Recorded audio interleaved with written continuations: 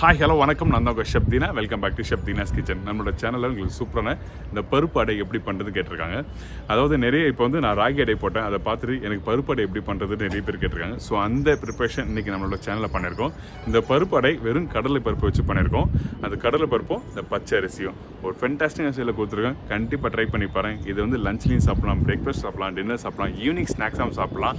ஒரு சூப்பரான ஒரு ப்ரிப்ரேஷன். கண்டிப்பாக வீட்டில் ட்ரை பண்ணி பாருங்கள். அதுக்கு முன்னாடி இந்த ப்ரிப்ரேஷன் தேவையான பொருட்கள் நம்ம என்னென்ன பார்த்தலாமா? பருப்பு அடைக்கு தேவையான பொருட்கள்: கடலை பருப்பு 1 கப்பு, பச்சை அரிசி 1/2 கப்பு, கருவேப்பிலை தேவையான அளவு, இஞ்சி 1/2 ஸ்பூன், கொத்தமல்லி தேவையான அளவு, உப்பு தேவையான அளவு, மஞ்சத்தூள் சிறிதளவு, பூண்டு 10லேருந்து 15 நம்பர், பெருங்காயம் சிறிதளவு, வெங்காயம் 1/2 வெங்காயம், சோம்பு 3/4 ஸ்பூன், காஞ்ச மிளகாய் 15 நம்பர், தேங்காய் பத்தை 3.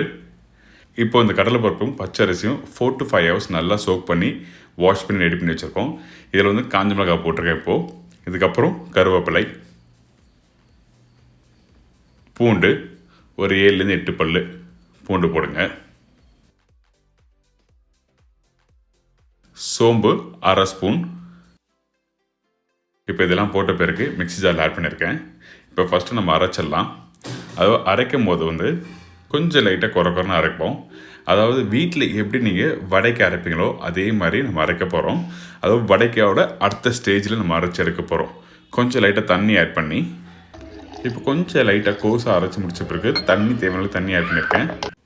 இப்போ தண்ணி ஆட் பண்ணி அரைச்சி ரெடி பண்ணி வச்சுருக்கோம். இங்கே பேட்டரில் திருப்பி கொஞ்சம் லைட்டாக சோம்பு ஆட் பண்ணுறோம். வெங்காயம் 1/2 வெங்காயம் அளவுக்கு வெங்காயம் ஆட் பண்ணியிருக்கேன். வெங்காயம் எப்போவுமே பொடிசாக கட் பண்ணும்போது கத்தி ஷார்ப்பாக வச்சு கட் பண்ணுங்க. ஏன்னா கட் பண்ணும்போது அந்த தண்ணி வெளியே வந்ததுன்னா உங்களுக்கு வந்து அந்த வெங்காயம் போடுறது யூஸ் இருக்காது. ஏன்னா அந்த கிறிஸ்பியாக அந்த க்ரன்ச்சியாக இருந்தால் தான் நல்லாயிருக்கும். இப்போ பூண்டு ஆட் பண்ணியிருக்கோம், இடித்த பூண்டு, அதுக்கப்புறம் கொத்தமல்லி,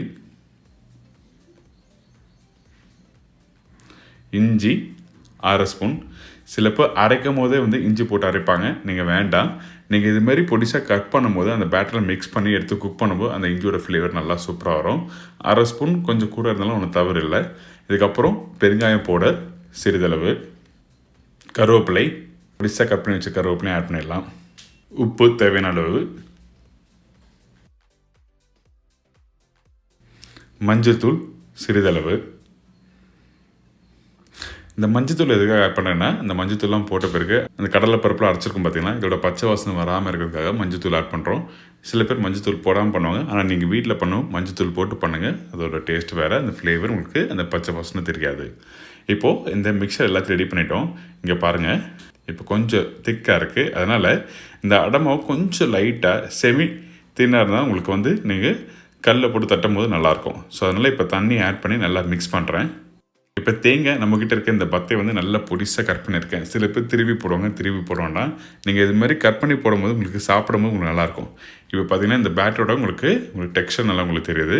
ஸோ நம்ம கையில் எடுக்கும் போது கொஞ்சம் நல்லா லூஸாக இருந்தால் தான் உங்களுக்கு நல்லாயிருக்கும். ஏன்னா அப்போ தான் வந்து கல்லை எடுத்து போட்டு தட்டி அழகாக நம்ம சுட முடியும்.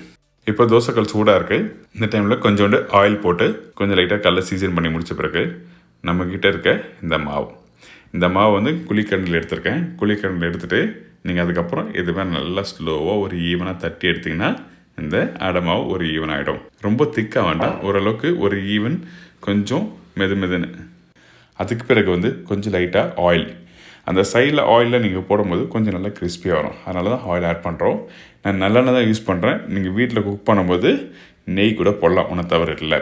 இப்போ அந்த அடை கொஞ்சம் குக் பண்ணும்போது கொஞ்சம் மீடியமான ஃப்ளேமில் வைங்க. ஏன்னா எப்போவுமே கடலைப்பருப்பு வீட்டில் குக் பண்ணும்போது ஹை ஃப்ளேமில் வச்சு நீங்கள் குக் பண்ணிங்கன்னா உங்களுக்கு வந்து கலர் வந்துடும், ஆனால் வேகாது. ஸோ அதனால் நீங்கள் பண்ணும்போது கொஞ்சம் மீடியமான ஃப்ளேமில் வச்சுட்டு இதுமாதிரி குக் பண்ணி எடுத்திங்கன்னா இந்த மாதிரி கோல்டன் ப்ரௌன் கலர் நல்லா வரும். இந்த அடையோட நீங்கள் வீட்டில் வந்து நாட்டு சக்கரை, அதுக்கப்புறம் அவியல், அப்புறம் தேங்காய் துவையல், ஸோ இது மாதிரிலாம் தொட்டு சாப்பிட்டிங்கன்னா ரொம்ப சூப்பராக இருக்கும். இப்போ திருப்பி கொஞ்சம் லைட்டாக ஆயில் ஆட் பண்ணுறேன்.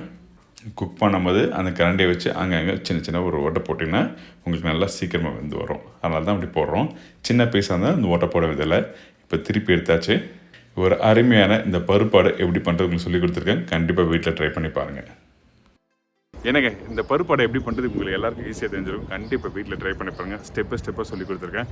இதோட கமெண்ட்ஸ் நீங்கள் கண்டிப்பாக மறக்காமல் கொடுங்க. இதே மாதிரி நாளைக்கு ஒரு சுவையான சூப்பர் டிஷ்ஷை சந்திக்கிறேன். அதுவரை உங்கள் இடமிருந்து எடுப்பது உங்கள் chef Deena. See you, bye, take care.